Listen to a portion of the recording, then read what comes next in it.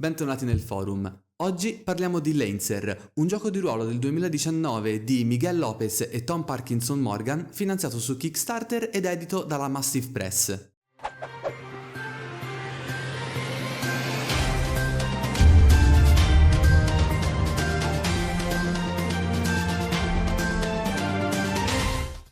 GDR a tema robottoni, mecha o real robot, se ci pensate, ce ne sono parecchi, diversi sia per sistemi che tematiche affrontate. D'altra parte ce ne possiamo accorgere tutti, un Gattai è molto diverso rispetto, che ne so, a un Mechton Z. Giochi che quindi offrono anche esperienze molto diverse, si può andare da qualcosa di molto semplice, come per esempio il classico signore oscuro che vuole invadere la Terra con il suo esercito alieno, oppure a veri e propri scontri tra ideologie e fazioni opposte, come poteva essere per esempio la serie di Gundam o che so io di Code Geass. Lancer tuttavia è molto particolare sia per l'ambientazione che per modalità di gioco. È presente infatti una modalità di gioco narrativa, una tattica con plancia e miniature, quindi molto tattico. In più c'è anche una vera e propria app concepita per giocare online, che ci consente di gestire anche la scheda del pilota e del mecha. La particolarità dell'ambientazione invece sta nel fatto che in Lancer non avremo un classico impero galattico come potrebbe essere quello della fondazione di Asimov,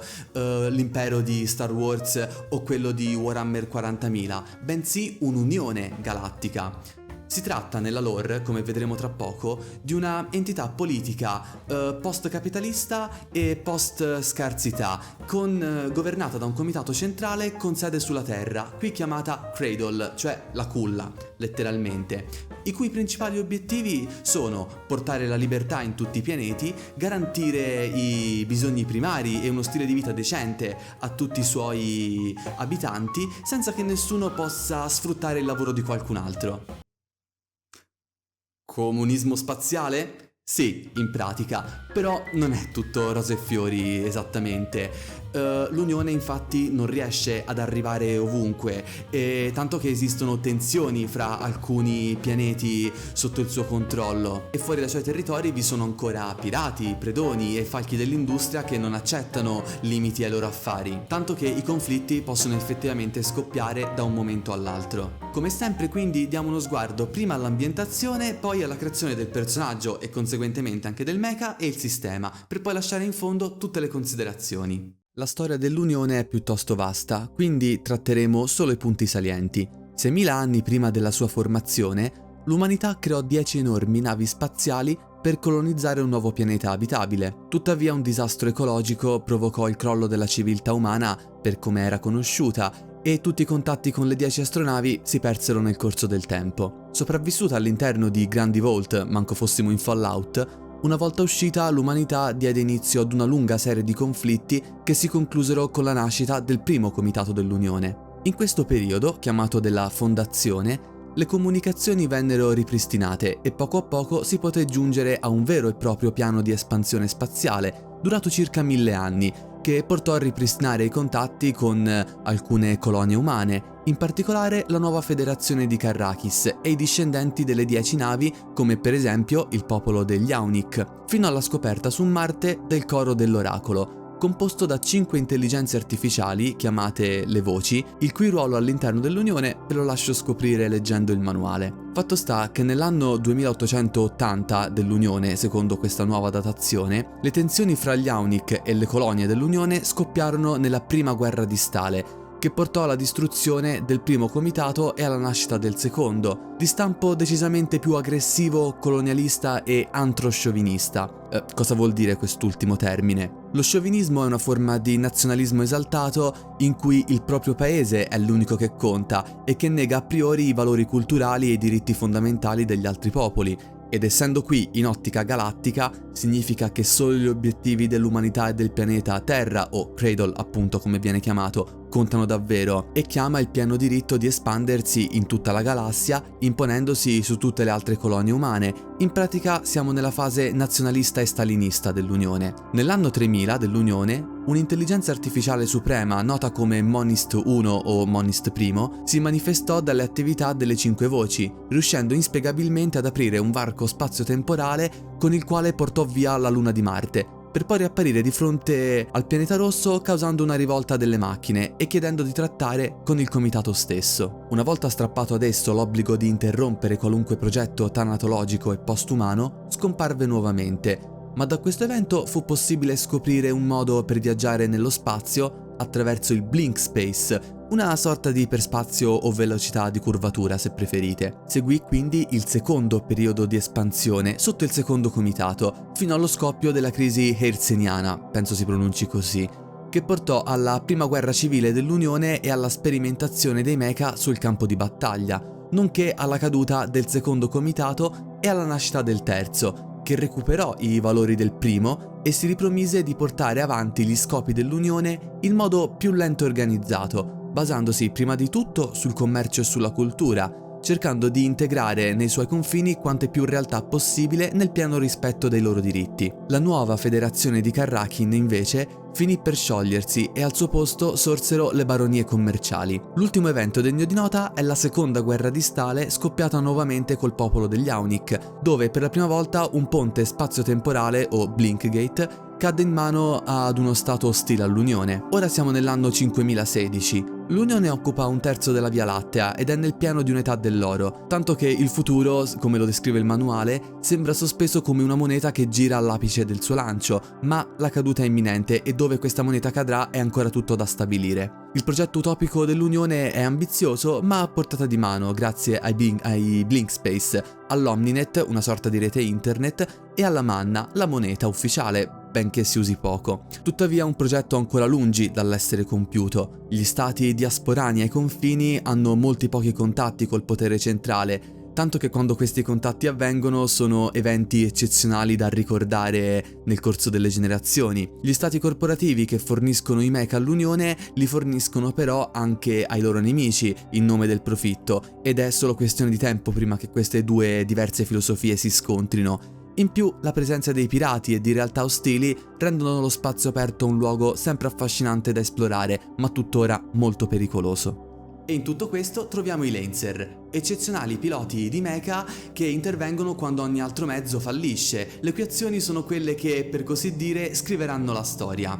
Ora, non dovete necessariamente essere dei membri dell'Unione per essere dei Lancer, infatti da una tabella ci vengono offerte diverse opzioni. Potete scegliere di essere, perché no, un gruppo di pirati spaziali, degli esploratori o delle guardie del corpo per qualche famiglia nobile. Devo tuttavia specificare che non troverete la scheda del pilota e del mecha all'interno del manuale cartaceo come ci si aspetterebbe di norma all'interno di qualunque altro gioco di ruolo, ma come vi ho detto prima esiste la app di Lancer che ci aiuta non solo nella creazione del personaggio e del mecha, un po' più o meno come era in Duralande e come vi abbiamo fatto vedere in live anche Death in Space, anche se qui devo dire che è un po' più completa in effetti, ma fornisce anche al Game Master tutta una serie di tool ed elementi per poter giocare tanto online quanto in forma cartacea. Infatti una volta che avrete creato il vostro personaggio all'interno dell'app potrete stampare una scheda compilata in automatico dall'applicazione stessa. Mi rendo conto che questo però potrebbe essere in un certo senso una sorta di arma a doppio taglio, un po' perché non l'ho trovata al primo impatto intuitiva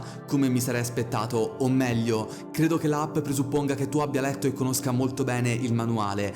Oltre a questo è tutta in inglese, entrambi elementi che potrebbero spaventare in primo luogo un neofita e poi idem se per un neofita comunque di lingua italiana o che non mastica molto bene l'inglese, ma a mio avviso comunque risulta fondamentale per la creazione del personaggio. E un elemento che devo dire ho particolarmente apprezzato, l'app ci dà una mano nella creazione del personaggio perché la distribuzione dei punti comunque è in parte automatizzata, quindi bene o male delle facilitazioni al suo interno ci sono sempre. Quindi facciamo una cosa, vi mostro un esempio di creazione del personaggio e del mecha proprio attraverso questa applicazione. Andiamo prima di tutto sul sito della Massive Press e clicchiamo sulla app CompCon, la quale ci aprirà questa schermata. Sottolineo subito che è strutturata come se fosse un vero portale dell'Unione per le registrazioni dei propri piloti, cosa che contribuisce molto all'immersività. Alla voce Compendium troveremo divisi per argomento tutti quegli elementi che ci servono per giocare, come la descrizione delle abilità, i vari tipi di mecha e le armi a nostra disposizione, per esempio. Per iniziare la creazione del personaggio andate su Pilot Roster e cliccate su aggiungi nuovo pilota. Qui potete già vedere alcuni dei miei, ma ne creeremo uno da zero. Specifichiamo di volerne creare uno nuovo e inseriamo le informazioni principali. Oppure clicchiamo dei simboli dei dadi qui a fianco per poterli generare randomicamente. In questo caso abbiamo Janghwa Langwoski, credo si pronunci così, chiamato semplicemente Griffin, ok? Selezioniamo dunque un background individuale dalla lista. Come potete vedere ce ne sono molti e le possibilità di scelta quindi non mancano. Nel mio caso sceglierò di essere un medico. Suggerimento per i nuovi giocatori è quello di scegliere un template preimpostato per ottenere un set di abilità del pilota ed equipaggiamento per il mecha a seconda dello stile di combattimento e ruolo che volete giocare e che avrete nel gruppo. Io in questo caso sceglierò di essere un Fire Support. Ci verrà quindi chiesto di confermare la registrazione del pilota, ma prima potete tornare indietro a controllare che cosa il template vi ha fornito. Queste per esempio saranno le mie 4 abilità trigger, ovvero dei bonus al tiro quando chiamate in causa. Questi invece saranno i talenti del mio pilota, ovvero leader, heavy gunner e spotter, di cui trovate ovviamente anche le descrizioni, chiaramente tutti a livello 1. Qui invece troviamo i bonus abilità del mio mecha, in questo caso tutti su ingegneria, come potete vedere. A questo punto possiamo tranquillamente registrare il nostro pilota.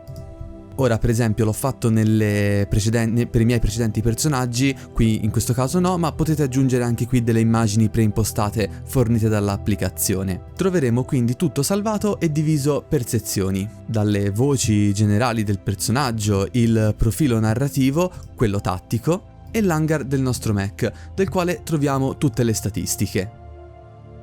Cliccando poi sulla rotella nelle impostazioni potremo stampare la scheda che per l'appunto verrà compilata in automatico, oppure potremo anche stamparne una vuota. Riassumendo, del pilota dovete scegliere il background e 4 abilità trigger connesse, stabilire le 5 statistiche e l'equipaggiamento del compendio. Per il mecha dovete scegliere il tipo di frame, cioè che tipo di mecha state pilotando, ma se iniziate a livello 0 sarà quello standard per tutti. Aggiungere 2 punti alle sue abilità, stabilire, sempre in base al livello, i punti salute, i punti sistema, che possono farci aggiungere sistemi bonus e darci modo di utilizzare alcune parti di equipaggiamento o armi, quindi i talenti e i bonus del core, ovvero quei potenziamenti permanenti che saliranno insieme a voi, che progrediranno insieme a voi man mano che il livello sale. In realtà ho saltato una parte che vi avrei dovuto spiegare prima.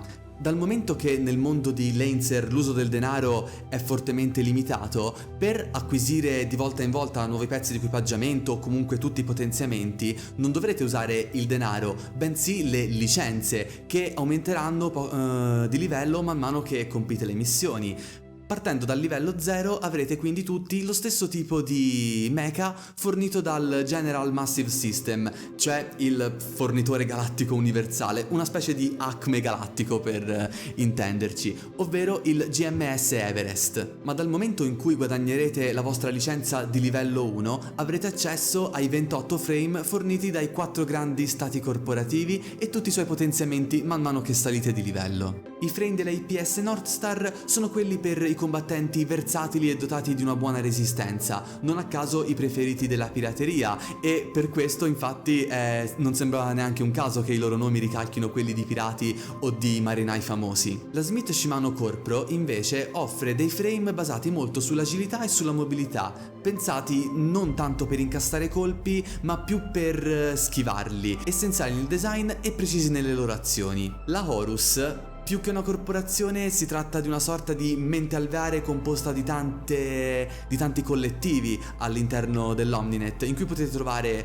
programmatori, fabbricanti del mercato nero e comunità esoteriche, i cui mecha sono quelli che in un certo senso sembrano sfidare le leggi della tecnologia. Hanno molte abilità basate sul crowd control e devo dire tra i bonus del core tra i più interessanti, i cui nomi in qualche modo ricalcano anche quelli di varie creature mitologiche. E infine la Harrison Armory, con i suoi frame di alta qualità specializzati per il combattimento in prima linea, resistenti e basati sulla forza bruta. Se vi piace giocare il tank o il barbaro direi che sono i frame che fanno al caso vostro. Detto questo, possiamo finalmente passare al sistema di gioco.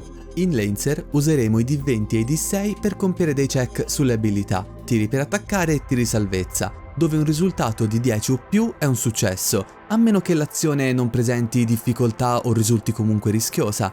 Il Game Master avrà a disposizione una serie di strumenti per giocare con le difficoltà e offrire delle sfide interessanti ai giocatori. Il manuale fa una precisa distinzione tra gioco narrativo e tattico, dove nel primo caso riguarderà i piloti quando devono svolgere azioni fuori dal loro mecha o attraversare periodi di inattività, dette downtime, in cui potremmo approfondire i rapporti tra i personaggi, accumulare risorse per la prossima missione o prendersi cura dei propri mecha, per esempio. Mentre nel secondo caso ci doteremo della griglia per far combattere i nostri mecha. Il gioco è pensato per la griglia esagonale, ma potrete tranquillamente usarne anche una quadrettata se preferite. La taglia del vostro mecha determinerà lo spazio che occupa su di essa, come potete vedere dallo schema. Il combattimento si svolgerà in turni, in cui avremo a disposizione un'azione di movimento più una completa, o in alternativa 2 rapide che trovate opportunamente elencate per tipologia. Scusate se non ve le illustro tutte, ma sono veramente tante. In più potrete scegliere di sovraccaricare il mecha per ottenere un'azione rapida, ma ne surriscalderete i sistemi e man mano che il calore si accumula rischierete seri danni, fino addirittura alla fusione del suo reattore e all'autodistruzione. Durante il combattimento anche il solo pilota potrà agire, magari dovrà uscire dal mecha e combattere con la sua arma, però sempre rispettando lo schema del movimento e delle azioni che abbiamo appena visto. Un'intera sezione del manuale è dedicata agli status e condizioni sia per pilota che per mecha, seguita da tutte le informazioni riguardanti i danni strutturali che potrete subire e come effettuare le riparazioni. Qui ci viene spiegato che alcuni piloti possono essere clonati dai propri patroni, ovviamente con tutte le implicazioni etiche del caso. La sezione per il Game Master è molto ricca di suggerimenti per i giocatori alle prime armi e per settare la prima sessione, compresi diversi agganci narrativi. Molto importante per un'esperienza completa sarà l'alternanza tra gioco narrativo e tattico, ma anche in questo caso siete liberi di organizzare le sessioni a vostro piacimento, magari solo narrativo o solo tattico. Cosa che ho molto apprezzato è la presenza di scenari per le missioni chiamati C-Traps, Situation Report, che costituiscono la componente più da wargame o comunque da board game se preferite. In parte mi hanno ricordato un po' Rangers of Shadow Deep, che vi invito a recuperare qui sul nostro canale. Avremo uno o più obiettivi, delle zone preposte all'ingresso dei nemici o che magari dobbiamo proteggere e delle condizioni da soddisfare per poter vincere questi scenari. Degni di nota sono le tabelle per la generazione di ambienti e la nutrita sezione per la creazione di PNG, compresi diversi pattern per i mecha avversari e per creare PNG umani, squadre e mostruosità con enormi predatori. Considerazioni. Questa è una di quelle rare volte in cui mi imbatto in un titolo grande nei contenuti, nell'ambientazione e con una vasta possibilità di personalizzazione del proprio personaggio, in cui la presenza della app e 2 approcci di gioco, quello narrativo e quello tattico, ne fanno a mio avviso un gioco di ruolo adatto a tanti tipi di giocatori, un'elasticità che al primo impatto, devo essere sincero, non mi sarei aspettato. La gamma di scelta è enorme, tanto che per i principianti mi sento di suggerirgli prima di tutto l'utilizzo dell'app per la creazione del personaggio ed iniziare al livello 0. Tuttavia ritengo che Lancer prediliga in qualche modo più il suo sistema tattico miniaturistico rispetto a quello narrativo, dal momento che è qui che l'anima del sistema viene fuori davvero. Nonostante non sia un wargame, anche se come ho potuto constatare in tanti hanno fatto confusione, devo dire che in alcuni suoi aspetti può effettivamente ricordarlo. I C-Traps per esempio possono ricordare le missioni di Rangers of Shadow Deep e niente comunque vi vieta di poter fare un PvP tra di voi, considerando che rispetto ai wargame propriamente detti il sistema è notevolmente più semplificato. Sul piano del gioco tattico richiede sicuramente una divisione dei ruoli molto equilibrata e una tattica comune, dal momento che è molto facile perdere il mecha durante un combattimento tra danni strutturali e sovraccarichi del core. Non sono sicuro di aver capito al 100% la divisione in colore delle tabelle. Il verde sembra essere usato per le abilità che richiedono i punti sistema, il nero per quella a distanza, il verde acqua per i poteri del core e il viola per le azioni quelle rapide di tecnologia. però devo dire che in alcuni punti risulta comunque un po' troppo vago secondo me. Per una volta non siamo di fronte ad un impero galattico basato sull'autoritarismo o sul suprematismo come poteva essere per esempio quello di Star Wars, o comunque con quelle forme di autoritarismo tipo dell'impero di Warhammer 40.000, ma viene esplorata in questo caso un'entità politica galattica di stampo potremmo dire socialista, seppur con tutta una serie di alti e bassi che vengono giustamente affrontati. Molti pianeti ai confini sono in parte abbandonati a loro stessi e le tensioni non mancano. Ci sono scontri con soggetti più capitalisti i cui ovviamente ideali sono totalmente inconciliabili con quelli dell'Unione. In più non scordiamo la fase stalinista dell'Unione con tutti i danni che ha causato, come uno su tutti il colonialismo. In più non dimentichiamo neanche il problema della clonazione e delle intelligenze artificiali, che possono offrire sì un aiuto all'umanità, ma si portano dietro ovviamente tutta una lunga serie di implicazioni etiche con cui l'umanità deve sapersi confrontare. Devo dire un gioco di ruolo classico in alcuni suoi aspetti, ma molto fresco nella sua presentazione, che mi sento comunque di suggerirvi se siete amanti di quei giochi un po' più tattici, o perché no anche dei wargame, se volete in questo caso provare a fare una specie di transizione da un genere di gioco ad un altro, e perché no se vi piace anche il genere mecha robottoni che dir si voglia. Nota di merito devo farla anche al comparto illustrativo. Ci sono anche qui ovviamente qualche alto e basso a livello di illustrazioni, alcune però devo dirlo sono davvero magnifiche e sono una gioia per gli occhi, che secondo me fanno di questo manuale un titolo molto piacevole da leggere. Queste erano le mie considerazioni su Lancer, un gioco di ruolo appunto a tema robottoni che vi suggerisco di recuperare e di cui vi lascio il link qui sotto in descrizione, compresa l'app se volete iniziare a crearvi i vostri piloti e mecha di prova. Io l'ho fatto e devo dire che è decisamente divertente. Ringraziamo il nostro tribuno Andrea Biasone che ha reso possibile questa recensione, e con questo è tutto. Io vi invito, se non l'avete ancora fatto, a iscrivervi al canale, di lasciare un mi piace a questo video se vi è piaciuto, di passare dalla nostra pagina Facebook e di seguirci sul nostro profilo Instagram. E se volete fare due chiacchiere con noi più in tempo reale sul mondo del gioco di ruolo, vi invito a unirvi al nostro gruppo Telegram. Daniele dal forum Sententiam, chiudo.